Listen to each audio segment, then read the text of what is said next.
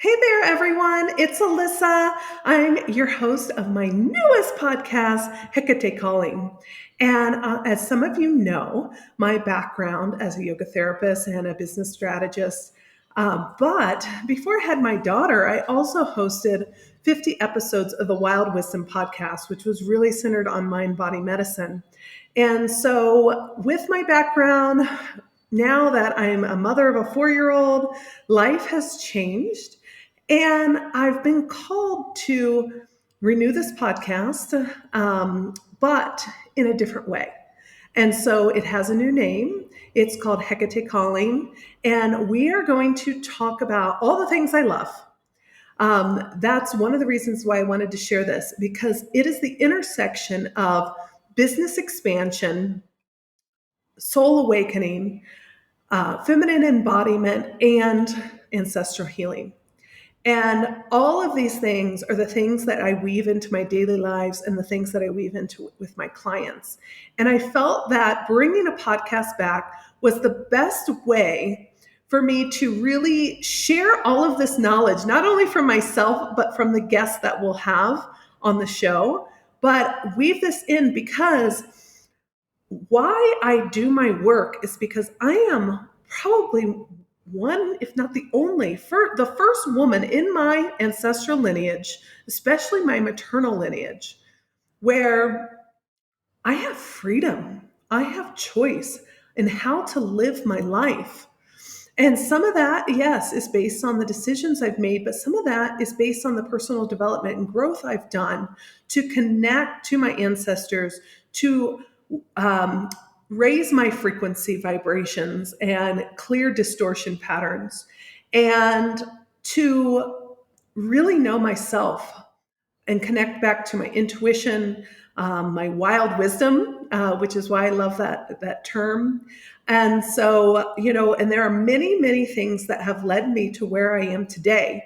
And as you see in my background, so for those who don't know me and who are new, I am a complex individual and a plethora of knowledge. And so, but now I combine business strategy and personal brand strategy with the feminine and ancestral healing. I've helped clients, understand that what's blocking them in business might be the mother wound and things like that. It may not be so deep, but to really explore, because these parallels show that are in our personal life show up in our business life. And I want to empower everyone who's listening to really understand this. And most of all, like I mentioned before, I love to honor the women in my lineage through empowering other women, including my daughter, of course, but other women out there, because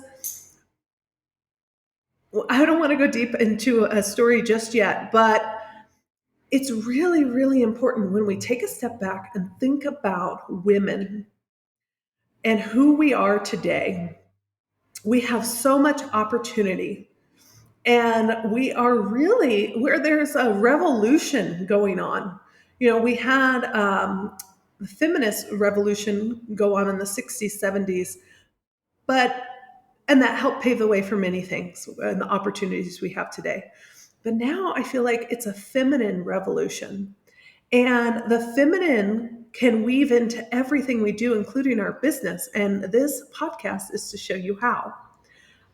In our life as women or mothers or partners or whatever we are, all the roles we have, but really, truly, deeply what affects all those roles, whether it's CEO, or you're just starting out or in a business, or you're trying to scale, or you want to shift gears, or you're working 9 to 5, whatever, wherever you're at in the professional or your personal life, everything that we do for personal growth and coming back to the feminine within ourselves affects all of that.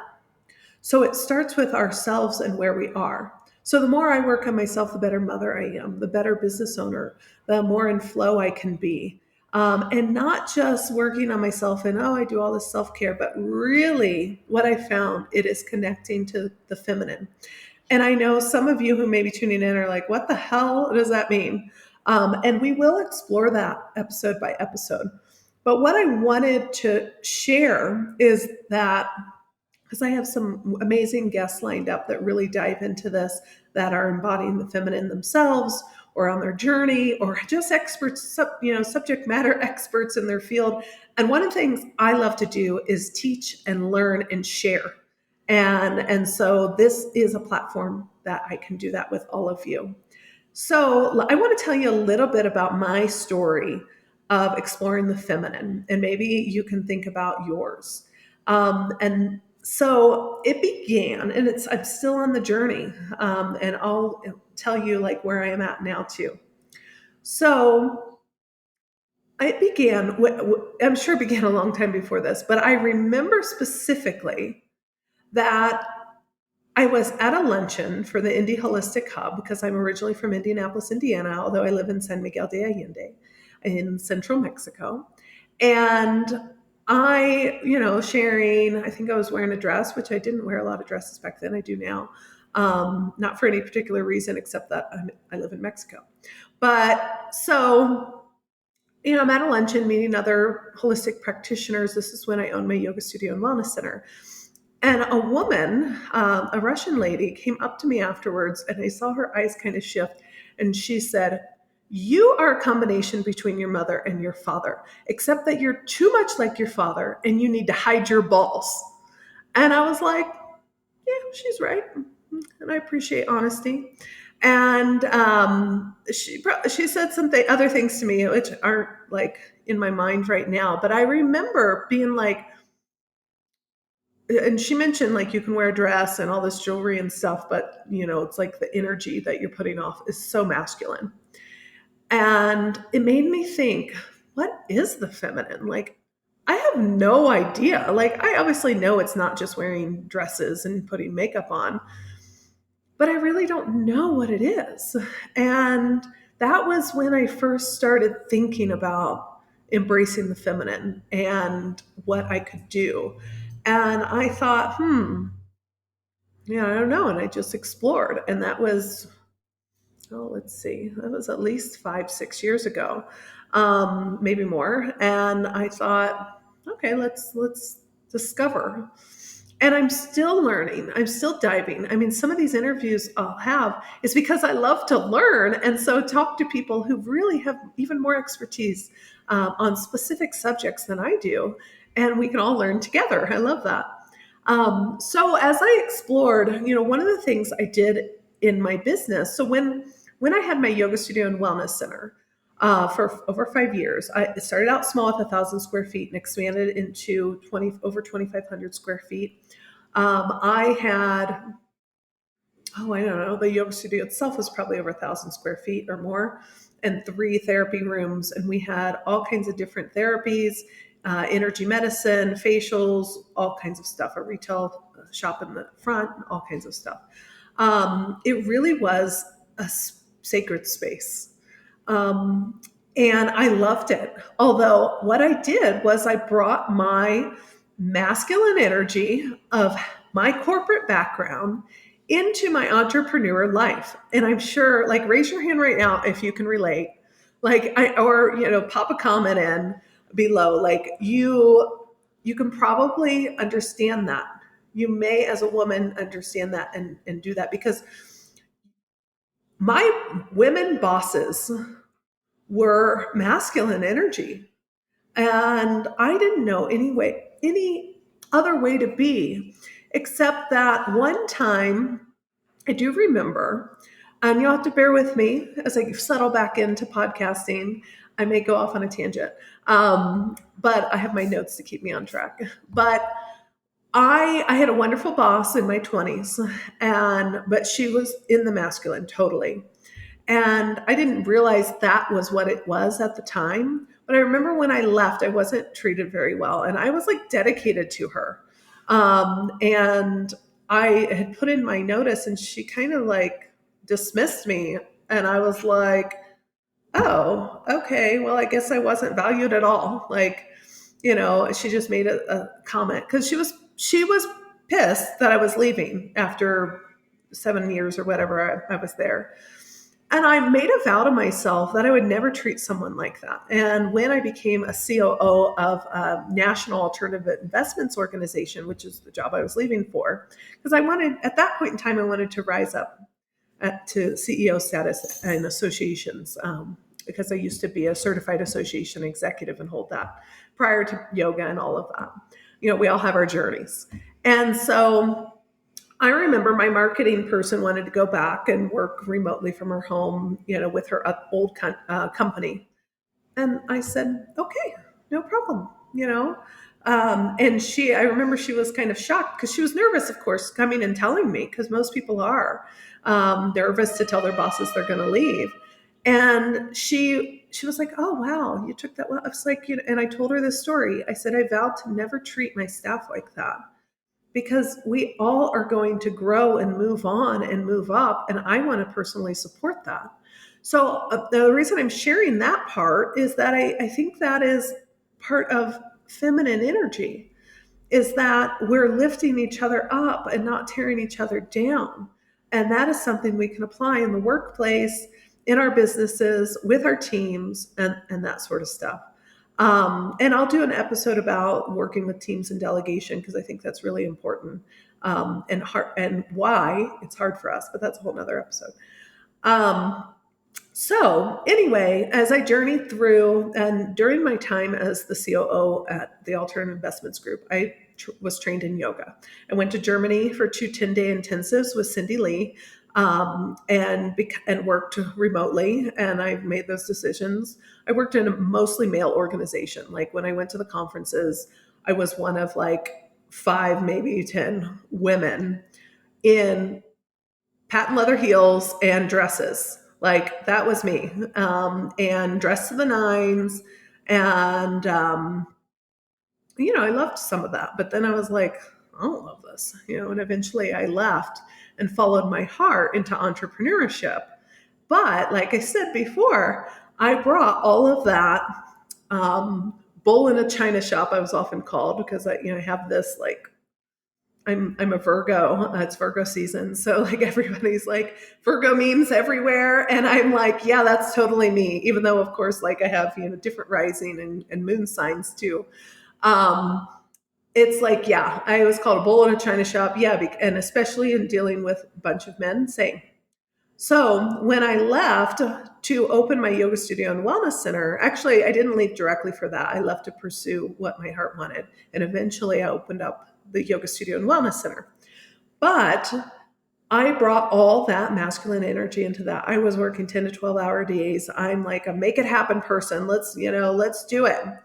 And I'm still like that, but I do it in a different way. And I have a team to support me, so I don't have to do it all.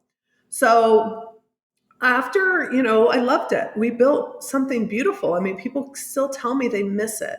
And I miss it too. I loved being there every day. But when I was pregnant, I was like, I can't live like this. And I wanted something different. And I wanted to live somewhere else, not because I hated Indianapolis. And I never felt like I was at home, even though it is my home too, like with my parents and my dear friends there.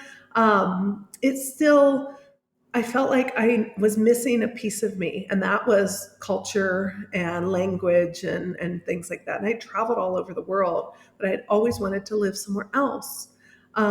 So those things factored in, and I think fear held me back, but those things factored into my decisions. And so I decided to sell the studio. And in January 2020, I guess I'll share this little bit of story. In January 2020, I had it on the market and a buyer in hand. And then, of course, everyone knows what happened in March 2020, because for me, like the lease was up in April 2020. So I was either going to sell it or close it, because had a baby in September 2019. It was just too much for me, and to handle everything. And one of the reasons why I no longer hosted a podcast, the Wild Wisdom podcast kind of stopped running because I just didn't have space to see clients as a yoga therapist, run the studio, teach the teacher trainings, all of that, even though I had beautiful people in place. I had people who ran the day to day at the front desk, a beautiful general manager, Annie, my mom, wonderful yoga teachers and therapists. And so there was about 25 part timers who I managed and as well. And so I just, after a certain time, it was like, this is a lot. Well, I'll help work loose in March 2020 for everybody, and everybody has a story behind that. So I'll share a little bit about mine. And it was like, well, shit, I can't go move somewhere. Like the my broker was like, just hold on to it, like we'll continue. And I was like, oh, I just, so much uncertainty. I had a 6-month-old at home. And I'm like, I can't move somewhere across the world when there's a worldwide pandemic. That doesn't seem right. Like, who knows? And then, of course, different countries were handling it differently. And I was like, I'll just stay in Indiana. But I did move apartments, at least downsized, because my daughter started walking at 9 months. Like, she was a super overachiever. She's a Virgo too, and a Virgo rising, just for everybody out there who's in astrology. Like, she's amazing, but she is also a strong, wild woman. And so I was like, okay. But then, after a year, I was still like, I want to go somewhere. I have to follow my heart, because what was happening for me is that my body started falling apart. And I know I didn't finish the story about what happened with my studio and stuff, but I feel like that's not that important. But what had happened was I eventually sold the studio and started freelancing, doing business and marketing. Business consulting and marketing, digital marketing, because I had that background. And I'd done it for my studio, all that. And eventually it evolved into what I do now.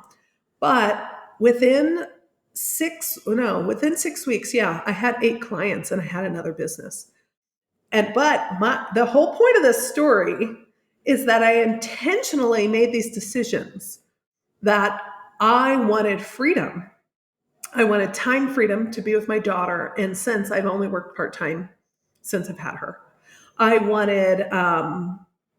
wanted freedom to work from anywhere. I like having a home base. Like, some people love to be a digital nomad and move every 30 days. Like, not me. I like to have a home base. It's just easier. Routine's really good for me and my daughter, and I think for most people. And so, but I intentionally made those decisions and started building that. But I didn't intentionally build a business. My business, which I eventually named Hecate Strategies, built itself. And that is when Hecate first called to me. And I'm like, because of course everybody's like first thought is like, she's a witch goddess, and only the like people who paint their nails black and gothic, love her and all. And it's like, that's not true. It's not true. So I went with it because I know when I'm called, because I have worked that I'm really connected to my intuition and spiritually. And so I was like, okay, let's do this. And that's how Hecate Strategies came together. And I will tell you that I went through a time where I tried to bring a business partner on. It didn't work out. We renamed it because he wasn't like cool with Hecate Strategies, but I was like, I just want some help in my life. I'm a single mother. I'm exhausted. And that was right before I moved to Mexico. It didn't work out. And when I look back, it's because I was moving away from that alignment and that intuition of working under Hecate and working with her as a goddess through my business. Like, I am trying to do some more marketing for my business as I'm streamlining the agency side and focusing just on the brand transformations and story brand. But part of that, I've never actually marketed my agency. Never. Like, I may have to put proposals together, but it's all been through referrals and organic stuff. And I'm always like, okay, I guess you just want to grow. But when I tried to move away from what my intuition had called to Hecate, I my business kind of went down. So, and I share these stories, but as soon as I reconnected back to her and didn't work with the potential partner, went back to Hecate strategies and all of that, my business went straight back up again. And I'm like, okay. And I didn't really think about that until recently, but I'm sharing it now. And so some of the things, and I always really evaluate, like I reflect all the time. I take time to take care of my body and practice, but also not just in meditation. Meditation helps me in different ways, but like really think about, and because I'm a sacral generator in human design, I take time to think about things. Like even this podcast, I was like, do I want to take the energy of doing a podcast? Blah, blah, blah, blah. And Hecate started calling to me again. And she's like, it's going to be named Hecate Calling. And I'm like, okay. Because I thought maybe it's the Wild Wisdom Business Podcast. Maybe it's this. No, it's Hecate Calling. Okay, let's do it. But that took me a while to think about. But what finally really got me was like, this is a way for me to share all of me. Because some people only know me as this or that because they know me from when I own the yoga studio and wellness center. They know me in San Miguel as, maybe they don't even know what I do because I don't like share it a lot. I only go out like maybe once or twice a week, if that. Besides, coffee maybe during the days and work on mom time. Okay. So like extra outside of that, I might go tango dancing. That's it. And then recently the reason it's important to, I help people with this with their personal brand, because I find this all the time, and I was doing it myself. And it's, you have to embrace all of you. And as you evolve, because I'm really great about like, okay, this path isn't working, I'm going to go somewhere else. Like in relationships, in business, everything. Like that's what I'll do. But what I needed to do was embrace it again. And a couple people had reminded me of my story as like I was on my way to be CEO, and I left it. I was second in command, and I was like, "F this! This isn't what my heart wants." And then I recently talked about I was offered a VP job in Manhattan, and I was going to take it. And then they were like, "You'll get 1 week vacation," and I was like, "Fuck that." I declined this job, but I was like crying to my dad, like, "Am I going to be homeless?" And I wasn't homeless. He's like, "No, you're not." And I mean, my dad was very supportive, which sometimes he's not. So I was very appreciative of that. And then, so then it's like following your heart and your intuition, your instinct is a whole thing. And that is part of the feminine. And so where I'm at now with like, here's the way to embrace all the things I love and integrate it, because I speak with women entrepreneurs, female entrepreneurs, at whatever stage you're at. But I think, and I was just talking to a friend and client, and I'm sure she'll be a guest on this podcast. And she was just like, we can do all the SEO in the world or the Google ads or whatnot. There is something to obviously making your message clear. But when you're really aligned, things just flow. And I'm always reflecting and doing that myself. And we took a little trip to the ocean. We took a little trip to the US. It was more after our trip to the ocean, which I need more often, I've learned. I'm not sure if I want to live on the ocean yet, but the water is definitely a part of me, and calls to me. And so I was like, I need to embrace my feminine a little more. I really do, because it's so easy to get caught up in the day-to-day of doing, and now my daughter's about to go to school. Like, if you have any kids out there, it's like, got to do this, got to do this. I got to take care of this. And then I got to work, and then I got to run the business, or, and then I got to take care of my kid and blah, blah, blah. And it's like, then, I've got to take care of me too. And blah, blah, blah, blah. And it's like, when are we actually like doing nothing? I got to do nothing by the ocean, and the ocean was like just what I needed.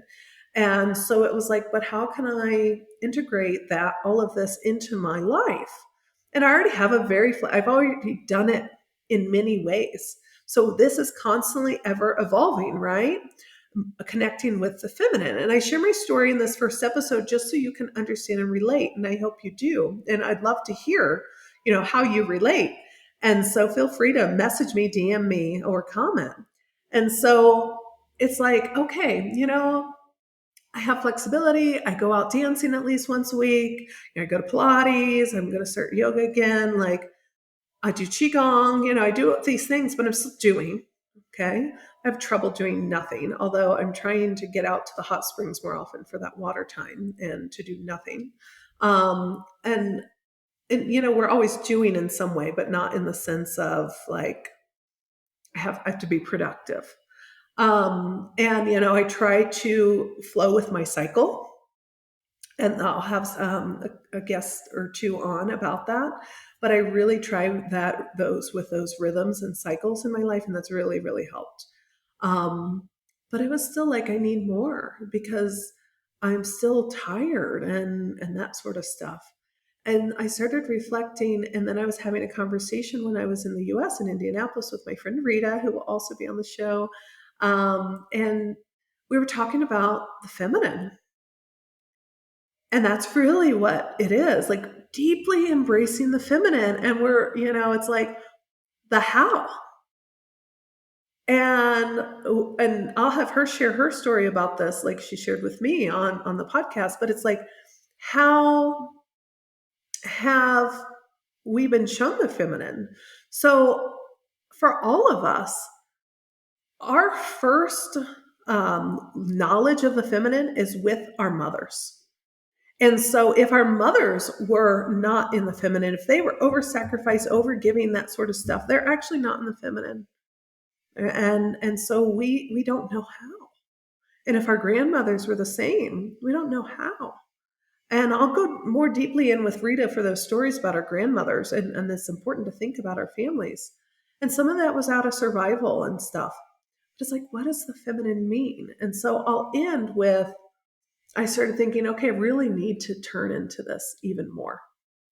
And so and I could feel my maternal grandmother calling me, because I've done a lot of ancestral lineage repair on my father's side, and now I'm ready to turn to my mother's side and address the maternal lineage. And I could, when I first assessed the bloodlines, my mother's side, the maternal lineage, I could just feel anger and resentment, and my grandfather's side on that side it was scary.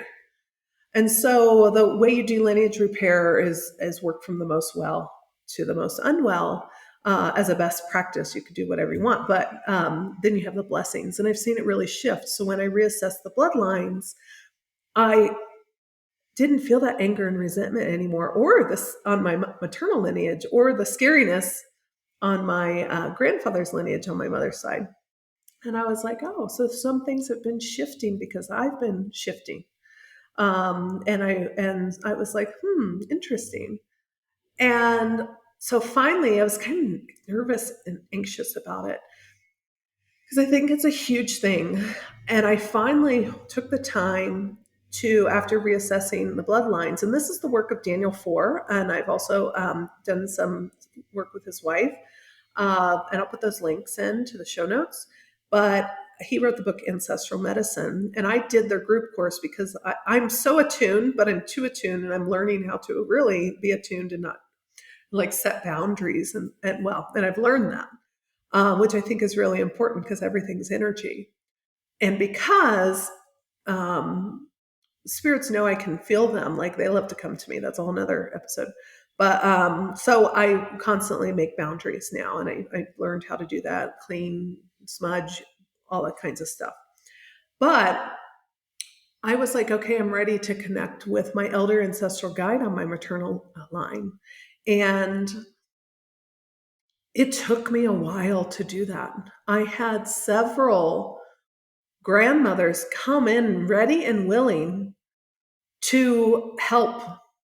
And when I really think about it, and I know Hecate is always, she's the goddess of the witches and stuff. And I'm kind of like, I don't refer to myself as a witch, But yeah, I would probably be considered a witch. Like, like I don't use that label, but I mean, I use herbs and homeopathy. I do ancestral lineage repair, like, all this stuff. In fact, I told my daughter the other day, your mom's a witch. And she went, because, on TV, they're like dark hags and, it's all darkness, but that's not true. It's a misnomer. Anyway, so I sat with, and all these grandmothers came through, and there's a certain process to go through to make sure they're actually really well, like on a scale of 1 to 10, they're like 7, 8, 9, 10, like 8, 9, 10. 9, 10 is really what I was looking for. And out of, so I've worked with 3 of my 4 lineages now.